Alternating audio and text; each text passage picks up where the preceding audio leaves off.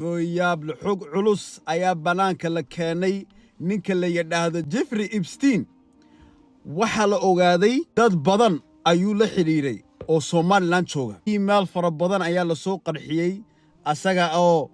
la xiriirinaya dad Dubai joogay islaan kale oo Hargeysa timi 2011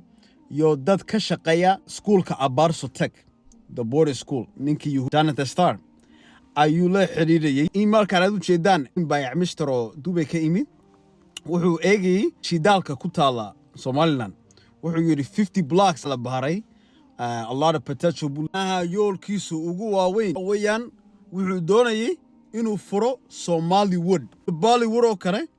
meel filimaan badan la duuba Somaliland ka soo saaraan maxaan idin sheegay intaas oo sanadood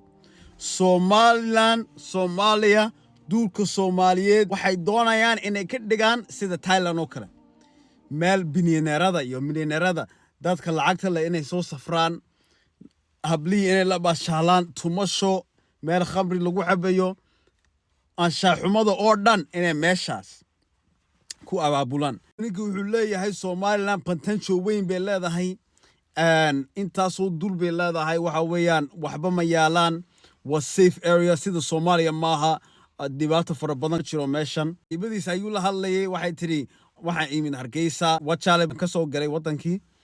askar fara badan baa isoo kaxaynay AK47 bay wadeen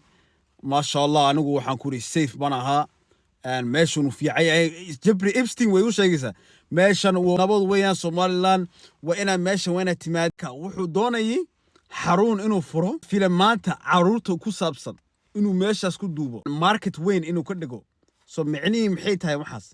macnaha waxa weeyaan wanayaan caruurta inay advantage ka qaataan inay xadgudbaan waxay moodayaan maadaama aan Somaliland joogo beesha caalamka ma ogaanayaan so anigu musuqmaasuqayga iyo fisqayga iyo yahuuda balansanaya waxaan doonan baan keenaya because dadkan waxba ima qaadayaan